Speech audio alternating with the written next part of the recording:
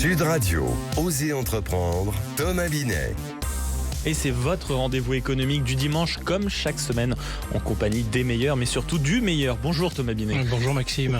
Au programme d'Osez entreprendre ce matin. Eh bien aujourd'hui, je vais vous raconter comment un petit laboratoire parisien est devenu une icône mondiale de la cosmétique naturelle. C'est l'incroyable success story de Nuxe. Et puis avec Sylvain Bersinger, économiste et auteur de nombreux ouvrages sur les entrepreneurs de légende, on va revenir sur les parcours de Walt Disney, Lego et Barbie. Noël oblige, 3 histoires d'échecs, de persévérance et de vision long terme qui ont changé leur industrie. Et nous sommes en duplex avec Mayline Camus, notre consultante et experte en intelligence économique. On décrypte l'ingénierie sociale, comment une simple information partagée peut devenir une faille stratégique. Ecoréseau Business, le magazine de référence pour entreprendre, présente Sud Radio, Osez entreprendre, la saga des entreprises. Puisqu'on approche des fêtes, mon cher Thomas, vous allez aujourd'hui nous parler de paillettes et d'une marque qui brille, puisque vous allez nous parler de Nuxe, qui mêle poésie, innovation et naturalité. C'est une success story à la française, née d'un rêve, celui d'Alisa Jabès. Racontez-nous. Tout commence au début des années 90. Alisa Jabès, fille de pharmacien passionné de plantes, rachète un petit laboratoire parisien de cosmétologie naturelle. Son pari ? Miser sur la recherche et la nature pour réinventer le soin, elle lance très vite un produit devenu mythique, l'huile prodigieuse. Une huile sèche, multi-usage, au parfum solaire et à la texture inédite. À l'époque, c'est une révolution dans les pharmacies. Et cette huile, c'est vraiment le coup d'envoi du phénomène ? Absolument. L'huile prodigieuse devient en quelques années un best-seller mondial avec une vente toutes les 7 secondes. Suivront d'autres produits cultes. Le baume lèvres Rêve de miel en 1994, la crème fraîche de beauté en 1999. Chaque création allie performance et plaisir sensoriel avec toujours cette exigence de naturalité. Et en 2002, Nuxe ouvre son premier spa à Paris dans un ancien chai du XVIIe siècle, une extension naturelle de son univers entre soins, luxe et détente. C'est donc une marque pionnière, mais qui n'a jamais cessé d'innover. Exactement. Anti-âge avec Nuxuriance, solaire avec Nuxe Sun, parfum avec Prodigieux. Et en 2021, le Super Sérum marque un tournant technologique grâce à la microfluidique. Et en 2023, Nuxe se lance même dans les soins capillaires avec Air Prodigieux à base d'huile fermentée de camélia rose. Des innovations toujours clean, vegan, sensorielles et tout ça 100% made in France dans leur site high-tech de Bretagne. C'est carrément pas une énumération qui va aider ma morning routine, mon cher Thomas, mais aujourd'hui, Nuxe reste fidèle à son ADN de base. Plus que jamais numéro 1 des soins d'origine naturelle en pharmacie en France, Nuxe continue d'allier rigueur scientifique et plaisir d'essence, une marque qui prouve que le luxe peut être à la fois naturel, efficace et profondément humain. Sud Radio, Osez entreprendre, l'invité. Et nous sommes aujourd'hui, Thomas, avec Sylvain Bersinger, économiste, fondateur du cabinet Bersingeco et auteur d'une dizaine d'ouvrages sur les entrepreneurs de légende. Et c'est l'objet de votre discussion. Bonjour Sylvain Bersinger. Bonjour Thomas. Noël arrive.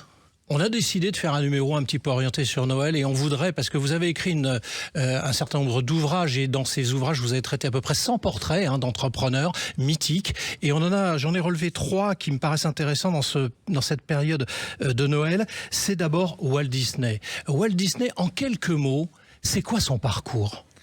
Walt Disney, c'est vraiment un self-made man américain, c'est-à-dire c'est l'incarnation du petit américain de nulle part, parti de rien, qui construit un empire mondial. Donc voilà, il a grandi dans une famille très modeste du centre des États-Unis, passionné de dessin dès l'enfance. Il préfère le dessin à l'école et il va s'orienter là-dedans. Alors personne ne prédit qu'il pourra gagner un jour sa vie. Tout le monde lui dit fais des vraies études, trouve-toi un vrai métier. Il commence plutôt dans la pub. Il lance un premier studio, ça marche pas. Il va à Los Angeles, il va être dans le cinéma, ça marche pas. Et il fait des premiers petits dessins animés, ça marche pas très bien. Et puis petit à petit, il s'accroche, il innove, il a toujours des meilleurs dessins et ça va devenir Walt Disney qu'on connaît ensuite, les premiers longs métrages en dessin animé, après les parcs. Donc c'est vraiment l'incarnation du rêve américain, Walt Disney. Alors justement, et ça va donner beaucoup d'espoir à ceux qui nous écoutent, qui veulent entreprendre, de s'apercevoir que le succès mondial de Walt Disney a d'abord été un ensemble d'échecs. Alors justement, en quoi ces revers ont-ils été déterminants dans sa manière d'entreprendre et de créer à Walt Disney ? Je pense que sa marque de fabrique, c'est l'innovation. C'est-à-dire qu'il a toujours essayé d'être un temps en avance sur ce qui se faisait. Ce qui explique aussi ses échecs, parce qu'il a peut-être été trop précurseur sur le dessin, sur la manière de vouloir vouloir l'amener sur les investissements aussi qu'il a dû faire. Et donc, cette volonté de toujours innover, je pense, explique à la fois un certain nombre de ses échecs, mais aussi le succès final. Alors comment a-t-il réussi à transformer un simple dessin animé en une véritable révolution culturelle et industrielle ? Je pense que la clé, alors elles sont multiples, mais c'est déjà son talent de dessinateur. Je pense que c'était vraiment un génie du dessin, c'était sa passion, il avait vraiment ça dans les tripes. Et je pense que l'autre aspect, c'est ce qu'on a dit avant, c'est l'innovation. C'est-à-dire qu'il a toujours essayé d'apporter, pas seulement juste des images animées comme ça se faisait à l'époque, mais vraiment une histoire. Et en fait, il a voulu, je dirais, mettre le dessin animé à l'égal du cinéma. Et je pense que le succès vient du fait qu'il ne s'est pas contenté juste de faire des petits dessins pour enfants. Quand il fait Blanche-Neige et les 7 nains, le premier long métrage animé, il veut vraiment en faire un film que même les adultes puissent regarder, qu'on regarderait comme un grand film hollywoodien. Et c'est ce souci du détail et de l'innovation, je pense, qui a fait son succès. Alors à la lecture de votre ouvrage, on apprend d'ailleurs une petite anecdote au passage. Il a signé avec le père de John Fitzgerald Kennedy pour la distribution de Blanche-Neige en 1937 et ça va devenir un succès phénoménal. Oui, c'est vraiment Blanche-Neige et les 7 nains en 1937 qui va marquer un tournant parce que c'est la première fois qu'on fait un long métrage animé en fait et donc que le dessin animé devient un petit peu l'égal du cinéma. Alors il s'est brouillé avec le père de Kennedy comme avec à peu près tous ses distributeurs, ce qui fait qu'il a créé sa propre... après voilà, Disney s'est élargi pour lui-même distribuer. Et ses associés d'ailleurs, parce qu'il est quand même quelque part très instable, Walt Disney. En fait, il cherche toujours quelque chose de nouveau. Donc oui, ça crée une brouille déjà de très grand risque, d'une dette très importante. Il est constamment sur la corde raide. Certains de ses associés n'aiment pas trop cette stratégie parce qu'ils la trouvent trop risquée, peut-être parfois à juste titre.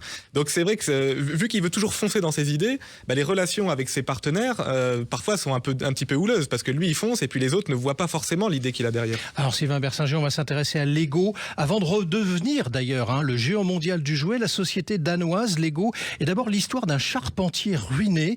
Comment Ole Kirk Christiansen transforme-t-il l'échec et la crise en opportunité entrepreneuriale ? C'est quoi les débuts complexes qu'il a rencontrés ? En gros, vous l'avez dit, Lego à la base c'est un charpentier. Il fait des charpentes dans le centre du Danemark, des hangars agricoles, des choses comme ça. Et puis il y a la crise de 29. Ça marche un petit peu, et puis il y a la crise de 29. Donc là tout s'arrête et il a ses stocks de bois et il se dit qu'est-ce que je fais de mes stocks de bois ? Et il se rend compte d'un point très intéressant, c'est que même en période de crise, les gens se serrent la ceinture sur tout sauf sur le petit cadeau qu'on se fait à Noël. Et donc en fait ces stocks de bois, il va les utiliser pour faire des jouets parce qu'il se rend compte qu'en fait là il y a encore une petite demande, alors faible mais il y a encore une petite demande et donc il se met à faire des jouets en bois au début par opportunisme en fait parce qu'il se dit il n'y a plus que ça qui marche. Et alors justement le bois va laisser quand même la place au plastique puisqu'il y aura le tournant du plastique qui va arriver et l'invention de la brique Lego qui vont marquer un moment clé dans l'histoire de Lego. Pourquoi cette innovation n'a-t-elle pas été un succès immédiat et qu'est-ce que ça nous apprend sur la persévérance entrepreneuriale ? Je pense que les premières briques n'ont pas été un succès parce qu'elles n'avaient pas la forme qu'ont les briques aujourd'hui. C'est des briques très primaires qu'on ne pouvait pas assembler comme les briques qu'on connaît actuellement. Et la brique... toujours Lego, la première elle date de 1958, c'est toujours la même. Elle est toujours compatible. C'est-à-dire que si vous retrouvez une brique de vos parents ou grands-parents dans un grenier, si elle a été faite après 58, elle est toujours compatible. Il faut toujours l'assembler avec les Lego de maintenant. Et ça, je crois que c'est la force de Lego, c'est le côté intemporel. Les briques d'avant 58 étaient plus primaire, elle s'emboîtait mal. Et après, ils ont innové, ils ont construit la brique un petit peu différemment. Et maintenant, elle s'emboîte parfaitement. On peut vraiment faire des constructions assez incroyables. Il y a des constructions de Lego avec des millions de pièces. Et le côté intemporel fait la force de la marque. Parce que les parents ont joué au Lego. Ils donnent à leurs enfants la vieille caisse qu'ils ont au fond du grenier. Et il y a ce côté un peu féerique de la continuité. Et c'est ça qui fait beaucoup la force de Lego. Alors, comment Lego est-elle passée d'un atelier familial à une entreprise mondiale tout en restant fidèle à son produit d'origine et à ses valeurs fondatrices, Sylvain ? Alors ça s'est pas fait rapidement oui. parce que on l'a dit, le tournant sur le jouet c'est 1929 et il y a eu plusieurs générations qui se sont succédées pour bâtir le Lego. Je pense que une des valeurs fondamentales de l'entreprise, qui était celle de Kirkensen, c'est la qualité. C'est-à-dire que lui, c'était un maniaque de la qualité et de la durabilité. Il voulait pas faire des coups sur allez, je fais un jouet un peu, je casse les prix, je fais un peu de profit. Et on retrouve ça dans ce qu'on vient de dire sur la durabilité de cette brique. Lego a toujours pensé ses produits comme étant non pas sur les ventes de l'année ou l'année prochaine, mais sur les décennies à venir. Et c'est ça qui fait la force de la marque. C'est toujours la première fortune danoise ? Oui, alors la famille, les héritiers, qui ne sont ça. plus à la tête de l'entreprise, mais sont aujourd'hui les premières fortunes danoises. Alors on termine notre tour de piste avant Noël avec Barbie, qui est née d'une intuition simple mais radicale. Comment Ruth Handler a-t-elle identifié un besoin que personne ne voyait encore sur le marché du jouet, en quelques mots? Alors elle l'a identifié en voyant jouer sa fille, qui s'appelait Barbara, d'où Barbie, Oui. et en voyant jouer sa fille avec des poupées de l'époque, qui étaient des poupées un peu simples, presque un peu niaises, on pourrait dire. Ouais. Elle s'est dit, ça va pas, les enfants ont besoin d'autre chose, ils ont besoin de pouvoir s'identifier avec leurs poupées. Et en fait, c'est pour ça que la Barbie est en fait assez réaliste, avec cette femme un peu idéale, on va dire. Et l'idée, c'est vraiment, elle a vu sa fille jouer, elle s'est dit, il faut une nouvelle Barbie, une nouvelle poupée, à laquelle elle pourra s'identifier. Et pour autant, personne n'y croyait, pas même son mari. Oui, parce qu'en fait, son mari avait une entreprise de plastique, qui faisait des petits jouets en plastique, et donc elle a dit à son mari, j'ai une idée, faisons une poupée plus ressemblante, et il n'y a pas du tout cru au début. Et c'est sa persévérance qui a fini par payer, mais c'est souvent la marque des idées innovantes, c'est qu'au début, personne n'y croit. Et alors, ce qui est intéressant, c'est que c'est devenu bien plus qu'une poupée, c'est devenu un phénomène culturel mondial, cette histoire de Barbie. Oui, parce qu'en fait, vu que Barbie est très ressemblante à, disons, une femme entre guillemets idéale, je ne sais pas si c'est le bon terme, mais du coup, on a reproché à Barbie de projeter un stéréotype, de dire vous forcez les petites filles à vouloir ressembler à ce type de femme, qui est quand même une femme avec un corps très spécifique. Et donc, c'est devenu un phénomène de société. Ça a été interdit dans certains pays comme l'Iran. On dit une Barbie, une femme qui est un peu très apprêtée. On dit c'est une Barbie. Donc, le mot est rentré dans le langage courant dans le monde entier. Ma dernière question pour vous, Sylvain Bersinger. Y a-t-il des points communs entre ces trois parcours entrepreneuriaux? Je crois, Thomas, que comme vous l'avez dit, on est en lien avec Noël et on est en lien un peu avec le rêve. Oui. Et je crois que ces trois parcours entrepreneuriaux, ces trois entrepreneurs qui ont une idée un petit peu presque du domaine du rêve, et on l'a dit sur Barbie, mais c'est vrai des autres, à laquelle personne n'a trop cru au début. Personne ne croyait aux briques Lego, même dans la famille. Walt Disney, personne ne croyait à ces dessins animés qui deviendraient légaux du cinéma. Donc c'est trois personnes qui ont une idée un petit peu féerique, un petit peu au-delà du monde réel, dont qui ont été en confrontation avec les autres gens qui ne voyaient pas aussi loin qu'eux. Et donc, on retrouve un petit peu cette magie du jouet et cette magie de Noël dans ces trois parcours. Et du coup, derrière chaque jouet, il y a quand même une histoire entrepreneuriale. Merci à vous. Merci beaucoup Sylvain Bersinger d'être passé du côté d'Oser Entreprendre. Grâce à vous, je vous le dis, moi j'ai affiné un tout petit peu ma liste de Noël. Et donc je rappelle au passage que vous êtes économiste et fondateur du cabinet Bersinger et auteur donc d'une dizaine d'ouvrages sur les entrepreneurs de légende. Sud Radio, Oser Entreprendre, les essentiels de l'entrepreneuriat. Pour clore cette première partie du volet économique que nous avons l'habitude de passer avec vous, mon cher Thomas, nous sommes avec Méline Camus, ancienne officier du renseignement, fondatrice et dirigeante du cabinet désormais de renseignement d'affaires Prisme Intelligence et notre experte en intelligence économique. Thomas, avec elle, vous allez discuter d'ingénierie sociale comme technique de renseignement.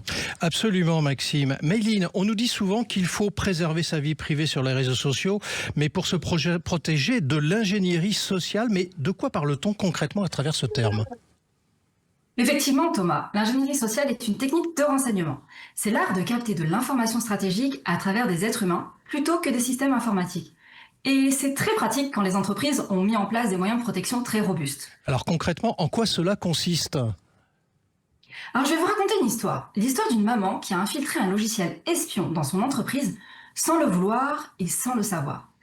Elle reçoit sur sa boîte mail professionnelle un message de la crèche de son fils qui lui annonce qu'il est malade et qu'il faut venir le chercher. Pour ça, elle est priée de remplir un formulaire afin d'indiquer qui viendra le récupérer. Elle n'y a vu que du feu, puisqu'en cliquant sur le lien, un logiciel espion s'est répandu dans toute l'entreprise. Mais comment cela est possible que ça arrive ?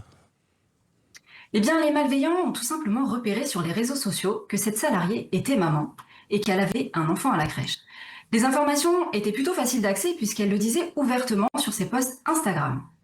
Il leur a donc suffi un peu de temps et de s'intéresser à son mode de vie et ils ont tout simplement identifié une faille pour accéder aux informations stratégiques de l'entreprise visée. Alors c'est impressionnant ce que vous nous racontez, ça peut même un peu faire peur d'ailleurs. Comment donc peut-on se prémunir de tout ça ? En ayant les bons réflexes, c'est-à-dire ne pas rendre publiques ces informations personnelles et surtout ne pas tout raconter sur les réseaux sociaux. Préservez vos enfants, vos familles et votre vie privée. Merci Méline. Et donc prudence surtout en cette période de fête. Merci à vous Méline Camus donc, et on vous retrouve dans un instant mon cher Thomas pour Oser Investir. Sud Radio, Oser Entreprendre, Thomas Binet.